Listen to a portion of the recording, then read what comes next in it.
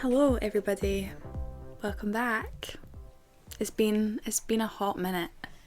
We had a disaster last week. Yeah. So basically, Emmy had COVID essentially. And I was going away to Milan, so we tried to record virtually and it did not go to plan basically. So sorry you haven't had an episode in a couple of weeks, but We did try. we really tried. We tried so hard. Like, you guys didn't even realize that we filmed in advance and it took like 5 days to get the footage. So it was to send. And then the audio was messed up. Like, it was just absolutely cursed and a nightmare. So we're back actually together. Yeah, here we are. We're doing this round 2. Yeah. And we essentially need to think, what do we need to catch up on? So the last episode that we recorded, I think, was end of February. It was before my birthday. And I'll just tell you a little bit about my birthday. So my birthday was great. I honestly had such a nice time. I felt very loved. Like, a lot of people actually couldn't make it because I planned it so last minute, but overall had such a nice time. And then I had a mental breakdown in the days following for absolutely no reason. So I had already booked to go away to London and Manchester. So went to London, Manchester, came back from London and Manchester, has another mental breakdown. So then went to Milan. So I've barely been home this month. But Amy, what have you been up to? Well, I had COVID, so I was stuck in a flat for 10 days. Yeah. Fully recovered before I entered back into society. And then last night we actually went to a PR event, which was so much fun. It just felt so good to get out again and actually see other human beings and interact with them. But we were saying that we always talk about how October was our busiest time of year last year for events and seeing people. And I feel like now that it's March, it's started to pick up like that again, because we had one yesterday and we're out again tomorrow at a different event. So it's like everyone's kind of over the Christmas holiday slump, getting back into the new year. Like, honestly, I feel like we're coming out the other end of winter and sad season, seasonal depression season, because I mean, I remember saying in January I've actually had a really good month, but honestly it has been rough. I'm sure people have had it a lot more rough, but it's not been too fun. So what we did yesterday, we had such a nice day. Basically went out and took some content because Emmy had some work to do. I was being an influencer for once. Yeah, I mean, we are the talent managers, and obviously being talent managers, that's our main job, but we both started as influencers first. Yeah. But I always feel like it's micro-influencers. Yeah, I always feel like it's a bit weird when I go back to doing some work or some things. I'm not gonna lie, guys. We've been getting quite a lot of work. Yeah, a ridiculous amount. And I don't know if it's because we both... I mean, you've had 9K for ages. I just hit 9K. Absolute micro-influencers here. But I don't know. I've started working with a lot more brands on a regular basis, and even paid work. We've had a lot of paid work. That's just why I've been going away so much. But yeah, it's also good because it's I feel like it keeps me in the loop with my girls and their needs. It's a good reminder and a refresher, to know how to help our talent. For sure. I feel like brands are working with a lot more smaller creators. But yeah, so yesterday we did some content. I got a couple pics and as well, but you were in full influencer content mode. But then we went for a Wagamama, which was so nice. I've literally been eating pizza and pasta for the last week, so to have a Wagamama was really nice. I'm already craving it again. Same. Can we go back? Honestly, I was dinner tomorrow night. Yeah. But it was... I don't have dinner plans tomorrow. So after we went to Wagamama, it was sunny, guys. It was so sunny outside. It was so nice. It was so nice. Walking George Street in spring, summer, sunny. Everyone's buzzing. I could smell barbecues. It was a good time. I honestly love Scotland when it's sunny.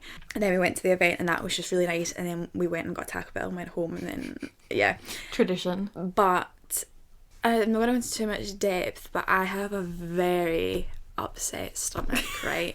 I really, like, I always feel sick. Like, Eva's a hot girl with stomach problems. like, as are many of us, to be honest, which needs to be looked into more. But anyway, so I've decided that now that I'm back from Milan, I'm going to be eating well. I'm going to cut back on the dairy, cut back on the takeaways, the McDonald's. Have you ever kept a food journal? Oh, not really, no. Where you write down everything you eat in a day. And then what hurts and my then stomach. write down when your stomach hurts and then see if you can connect it. No. But I think That's, it is I feel like dairy. that's something you need to... Process of elimination and trying. I know, But, I like, mean- do it properly for, like, 2 weeks. I mean, I kind of stopped, like, a couple years ago, I stopped eating dairy completely. And, like, I think dairy is. Because But I've been tested. You don't eat that much dairy. I know, I don't. Now, anyway, because you drink soy milk. It's funny, though, because it's, like, it's not wheat and gluten. Because You were celiac tested. I was celiac tested. You know what was so weird? The doctors did loads of tests on me. And I know what funny, they were like, no, everything's normal. I saw a TikTok today that was saying how medication and stuff in the science field is tested on male rats and they don't use female rats because the female rats and hormones, like, that skews the results too much. Right. So all testing for medications and everything has been done on male rats only because the female Right. hormones messed up the results and the reliability and accuracy of it. So most Right. medication is only suited and tailored for men. Well, this is the thing. Oh, what I'm saying is, but my pill contains lactose. I cannot change my pill because it keeps my skin clear. Well, the doctors would have tested you for surely a don't think they lactose did. intolerance. Okay. But anyway, it is what it is. I'm going to try this thing called, I think it's called Simprov. Their Instagram is Simprove Your Life. Not an ad. Anyway, that's a whole other episode. We should talk about that. Let's get back on track, because that was all about me. So, this episode is about... It's all our unpopular opinions and hot takes. Yes. So my unpopular opinion, hot take, first one is that current trend of de-influencing is still influencing. It's still a form of influencing. There's a whole anti-influencer movement. I feel like it's been going around for a couple of years now, to be fair. Like, people are like, we hate influencers, they're all so fake. And you know, when all the stuff started coming up about the lawsuits with the Kardashians and other big reality TV influencers promoting, like, gummies and detox weight loss products that are now illegal and banned because they don't work. Well, I genuinely, see, when I think back to 2016, I have one friend I can specifically remember who would have been 16 at the time, bought that, like, flat tummy tea and used it. Oh no. And that is, like, that was, influencers did always promote stuff like that back then. There was not much authenticity. It was all very manufactured, and even, like, on YouTube, all the morning routines and stuff, and they were like waking up with a full face of makeup, and before I go to school I go for a run and eat avocado toast and do it, like, it was all very produced, all very not real. And then people started to hating influencers. And now on TikTok there's a de-influencing trend where people are making videos of products that they bought from influencer recommendations that they wouldn't recommend or hated, or giving their reasons on why you shouldn't buy them, and they're calling it de-influencing. Can you think of something that you've bought because of an influencer that you haven't liked? Well, yeah, I bought that Charlotte Tilbury Oh, yeah. foundation. But that's interesting because... You love it. And Well, I don't love that one. Liana loves that one. what is it called? The airbrush. So it's the airbrush flawless Yep. foundation. Mm-hmm. And then there's obviously the Charlotte Tilbury flawless filter, which is the sheer one, glowy one. That's technically a primer. Yeah. So you're talking about the foundation, and that Yeah. I found that so cakey. I found it just slid off my face and Mm. was just really oily, but it's supposed to be a mattifying. Yeah. And it's- everyone else looks amazing. Just for me and my skin, I was just like, not even worth it. I tried it a few times and was like, I hate it. Did you ever try Beautiful Skin? Did you I not got buy it? Yeah, we do. I Have got you the used last it? one in stock. Yeah. Do you use it often? It's almost finished. Do you like it? Yeah, I do. It is amazing. It is. Beautiful Skin is amazing. Yeah, but the Hollywood it's airbrush. Sorry, it gets so confused. It's the airbrush flawless foundation. airbrush full flawless. coverage matte whatever one I Yeah. bought because I saw everyone talking about how all these different Charlotte Tilbury foundations were amazing, and I was like, I want full coverage, I'll go for that one, and I hated it. Yeah, I don't like it very much. But there's not been too many products that I've actually been influenced to buy and bought and hated or never used. I think it's more like micro trends and like little things where like I've bought into things. Oh my god, because Crocs. No, I love my Crocs. Right, I you walk do. the dog in them. I've seen videos where you can get little flashlights that you put on Ooh, and when on you're your walking the Crocs. dog. So when you're outside, you just turn them on and you've got like lights. Because I have That's to use my good. torch when I take Cooper out. But I love my Crocs. They're my Well, driving shoe. What is so funny is, like, this is so like off kind of topic, but when I look back to like lockdown and I look at the things I bought, like very much micro trends, even like 2021, like when I look at pictures and I see myself in a bright neon dress, I'm like, that's not me. Yeah. So I'm like, it's just weird how when you like kind of figure out your style and you realise all these things you've bought, like I bought the platform Crocs, bright pink. It's not you at all. That is so far from me, I can't even express. I would never wear. My Crocs are no. hot pink and fleece lined, and I've got little gibbets. That's I got you, a like- sausage dog face for Cooper, a rainbow, hearts, and I love them. I would say Crocs over Uggs. I actually... No. Yeah, Uggs are comfortable.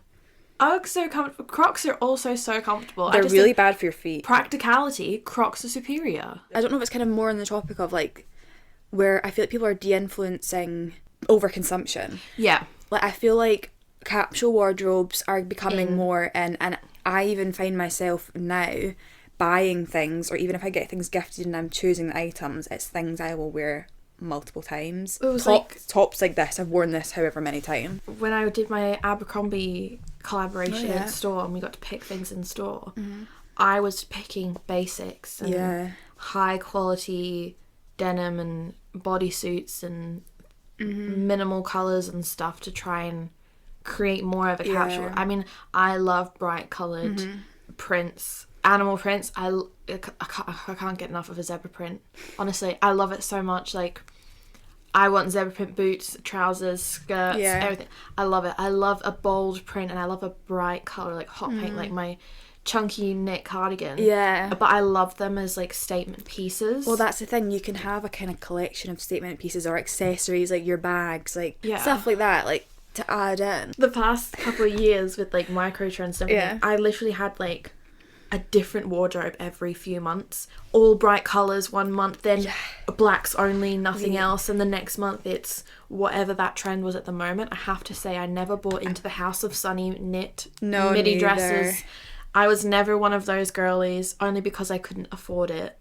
But Right, yeah. things like that, I think you're definitely right. Like, I think this whole de-influencing trend that people are jumping on right now is very much more to the core of like no more overconsumption and Yeah. that, but it's still influencing people. It's influencing people to not buy certain products or to not do certain products. Like, Yeah. you can never escape influencing. So that's really true. People are like, I can't wait for these influencers to die. I'm like, baby, they've been around for centuries. I just think that like it won't ever kind of change. You know, it will change, but there will always be some form of influencer. Because there was influencers back in like the 80s, just not on social media. Their influencers were like their singers, bands. Like, do you know what I mean? There's Celebrities always, are some of the OG there will always influencers. be. Influencers will change over time, but there's always going to be influencers. This, if you're watching this, right, I'll explain it if you're not watching. This is me in a tie-dye, one shoulder dress. You know what? It doesn't look awful, but it's not me. With bright orange shoes, a bright orange bag, which I do still have and I would wear because I feel like that's like a statement kind of piece. But this is not me. Like, no. It's just so funny, like, because that would really suit some people.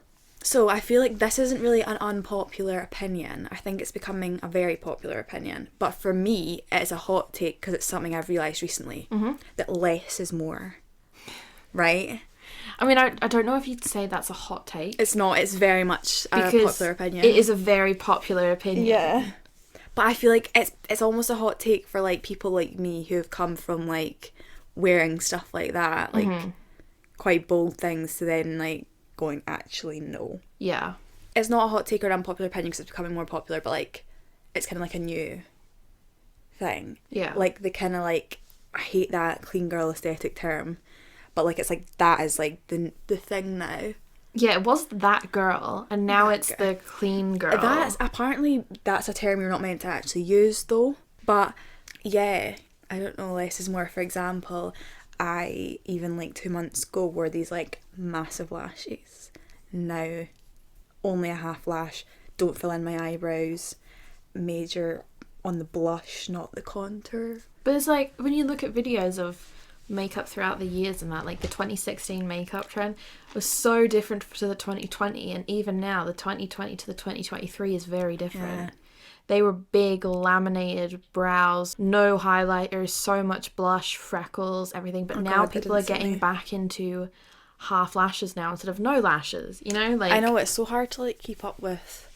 I mean, I think the thing is, though, like, I really hope it gets to the point where people kind of not stop following trends, but are just, like, their own person, because especially I feel like this is, like, an opinion that I think is popular, but I think a lot of people would be annoyed at me for saying it, is every girl in Scotland looks the same. Yeah. And I'm one. Like, we all look the same. Tanned, fake tanned, sunbed tan. Either, like, we all either have dark hair, blonde, or ginger. Right? Everyone looks the same. Do you remember, like, the Joni Jean era? Yeah. Especially in Edinburgh. Topshop. Was like the Topshop Joni Jeans. Do you remember the Timberland phase? No. I had a pair of Timberlands. I wanted them, but I never got them. I had a pair in brown and black. It was like Joni Jeans, Timberland, and then parka jackets. Mm-hmm. People standing outside the Dome. But I mean, I just feel like that's such a normal thing. Like, most people do look the same. Most of the shops do stock the current trending item. But it's like, remember, like, when Cheryl Cole was, like, a big thing and an icon back in OG days, and every girl at school box dyed her hair that, like, cherry red. Yeah. Yes. Like, even that. Yeah. Like, true. Other thing is the filler kind of era. Do you think that's wearing off yet? I mean, everyone for the last, I think, 2 years has been dissolving their fillers and getting it redone. And now people are saying, like, I wouldn't get any more. Yeah. Or if they are, they're like, lip flip instead of lip filler. That's how I was speaking to someone about that last Botox night. Instead of injections. Instead of, like, they're getting a cheek stunner or something, yeah. Yeah. Big eyebrows are in now. It's bleached and thin. And low-rise jeans, I will never get on the bandwagon for low-rise jeans. You will never see me in low-rise jeans. I like the baggy jean trend, though. I would say it doesn't matter how good your content is. If the first 4 seconds are boring, no one's going to care. Oh, yeah. Or even watch. I think so true. I follow a lot of people who post content that's good when you watch it, but the way they edit it, or the shot that they use, or the camera, I don't know what it is. But I just scroll. Like, I'm not like, oh, I really want to watch this. When you actually sit and watch their videos, they're good, but they're always almost complaining on their socials. Like, my views are going down, no one's watching anything. Like, Instagram's not showing my content to anyone. Yeah, that's really frustrating and annoying, but at the same time, like, your content is good, but there's hundreds and thousands of people out there whose content is good. Yeah, and it's probably the same as yours, so you need to make the first bit eye-catching, or like change what you're doing. Like, just because you enjoy your content doesn't mean other people are going to. Yeah, that's a hot take. Yeah, like, in the nicest way possible. Like, it's not that you need to be doing trending things and change who you are and your style, but, like, experiment, try something new. Like, if what you're doing clearly isn't working, there's a reason why. Yeah, 100%. I need to, like, not like tell myself that, but, like, I don't know, I feel like, especially with TikTok, like, you need to make the first bit engaging. Yeah, because TikTok's algorithm changed, so you no longer need to make, like, 3 videos a day. It's all about who's clicking on your videos and actually staying to watch them. So you got to be able to hook them in and keep them in. Well, the thing is, like, obviously so many people. People need to stop quitting their jobs to become influencers if they're not ready for it. I have seen so many people who have been like, I'm going to quit my job and go full time with it, but they don't have any savings or anything backed up. I think there's a point where you get to where you're like, I could be making this money if I had the time to do it. And it is a plunge you have to take. But I don't think enough people are going, hang on a second, like, let me take a step back. It's obviously not going the way I thought. I think so many people like try to force it when they're not ready. I also think that so many influencers have like shopping addictions. My sister is one of them. She has the biggest shopping addiction and she openly says it, but she spends every penny she gets on clothes. She's doing no spend March, and so far I think she's been successful, which is a surprise. But she's younger than me by a few years, and like I'm a cusp of a millennial Gen Z. I'm neither. I'm a 98 baby. We don't fit into either of them. She's very Gen Z. She's a 2001 baby, yeah. She's very, very Gen Z. And the generational difference between us is very obvious from like our interest, the way we dress, to the media we consume.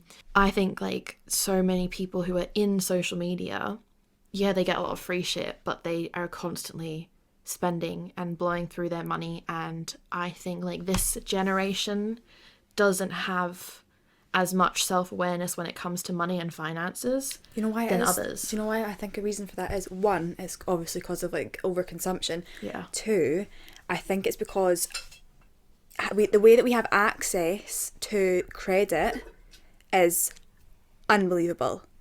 Like Klarna, ClearPay, PayPal credit cards, overdrafts.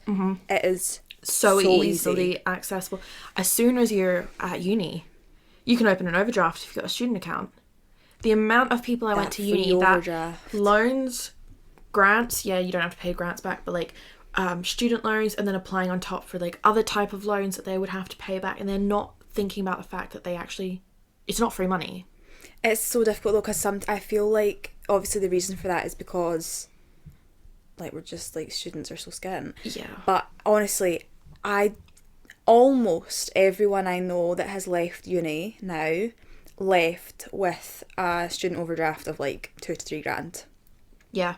It's so sad. It's so sad that that's just, but I also feel like, again, like, I don't even think it's our generation's fault. No, like, I feel like there's a bigger sense now of like, well, we can't afford to buy a house, we're never going to be able to anyway, so may as well just spend it on the things that I want now. Yeah. Probably my main unpopular opinion is that confrontation is not a bad thing. I think everyone should confront a lot of difficult situations in their life. If you have been in my life, you will know that if there's something that's on my mind or like an issue, I most likely will confront it. Won't really, like, not that I won't let it go, but like I will work through it with you. Like I will never let something slide if it's bothered me. And I do actually think that's why like a lot of my relationships, especially with friends, have been like maintained. Yeah. Through like years, is because I just confront the situation. Mainly because if I don't say it, my face will anyway. So yeah, I just think it's really important. Like, there's definitely been situations in my life that I've been like, that's not worth my time and energy to like confront it. Like, previous experiences that I have literally just got up and left. I'm not talking about relationships or friendships. I mean other types of working relationships where I've literally just got up and left and gone, no, I can't even explain why I'm done with this, because sometimes people just will never understand your point of view, if that makes sense, and those people kind of aren't worth your time and energy. So when I say like confront every situation, let people know when they've hurt you or upset you, I would say only do that once or twice. If you have made your point like once and at a push twice and it's being ignored, leave it behind. But for the most part, like, I think it's so important to just confront every situation, and I think that's why Emmy's very similar to me as well, like in terms of that. Like, if we have a problem or if one of us is annoyed the other, not even annoyed the other, like an example, when we were in London in October, Amy had set something up for me to go to this showroom. And I didn't turn up, right? Because I'm getting emails from the brand like, hey, is she on her way? And I'm like, why are you not there? I was on the other side of London with one of my talent in a different showroom. And for some reason, like, I can't really remember if I had, like, forgot if I got the time wrong. I don't actually know. I think I just... Essentially, we'd been on a really early morning flight the day before. We'd been out until, like, early hours of the morning. I was just all over the place, right? That's not something I do often. Just for every brand that's watching this. It's not something I've not done that since. That was at one-off time. But Amy was like, Eva, you pissed me off. Yes. Because it falls back on me. The brand then comes to me and they think that I have... not done your job, essentially. Yeah. And have... Yeah, my talent is unreliable. Yeah. So, yeah. But anyway, that was like, we worked through that. That was literally like over by that night. It was done. Mm-hmm. And we didn't really ever like speak about it again. Because that's why... never just brush something under the carpet, in my opinion, because it also just gets brought back up. Yeah, but it's also like if I didn't say anything, for example, in that context, and I just let like any talent or influencers that I work with not show up to things with brands and never said anything, they would continue to do it. Yeah. All my girls know if they can't make something, let me know ASAP so we can give someone as much time as possible. Yeah, for sure. Because we want to have a good working relationship with the brands that we work with. And if I just didn't say anything because I'm like, oh, I don't want Eva to be pissed off with me. Or like, I know that I'm not going to care about this tomorrow. Like, I'll just leave it. No, because... yeah, you need to set your boundaries. And you need like people to... repeated behaviour almost. Yeah, to know... yeah. If you have respect for each other as well, like, surely be like, that's not on. That's like, call each other out on behaviours that you should be doing better. But yeah, that's just what I really stand by that. And I think even in like, if I ever get into like another like relationship, I'd probably be a bit more like that. Yeah. I just think that a lot of people nowadays are too scared to say anything because they don't want other people to think a certain way of them. They don't want to piss certain people off. They don't want to potentially lose opportunities because they've like burnt a bridge. But I don't think that... I think a lot of people think that every type of confrontation is negative and results in an argument or a fight or something big. It's not. It's just all about like setting clear boundaries and communicating with people. Yeah. And if something's not on or not right or doesn't sit well with you, you should say something. And also like, it doesn't mean that you have to come in all guns blazing. Yeah. Just like, you know, say it in a nice way. Be respectful, be mature, communicate clearly, and you would probably find that so many issues get resolved so much and faster, never happen again. And your relationships, friendships, working relationships will be a lot healthier. Yeah. Because so many people just sit on things and then it all explodes at once. Oh yeah, I know that I've done that where like I will let someone speak to me a certain way, I'll let someone treat me a certain way, and it gets to the point where I just go, and I lose it. Like my temper just goes like explodes. So that's why I do that. I just think that's very important. I agree. Yeah. So be more upfront. Being an influencer is harder than people think, but not in the way that you think. And I think that some people need to get a fucking grip. I think there's a lot of influencers who complain about how hard their life is. I mean, I remember being on a YouTube panel 5 years ago, maybe. I don't know. It was when YouTube actually used to go around to most major cities. Went to like Manchester, London, like the actual YouTube headquarters team. Yeah. People that run like the YouTube Twitter account. And they were inviting some of the top creators in those cities to be a part of a panel. And then inviting a bunch of YouTube creators to come and have like this creator day, basically.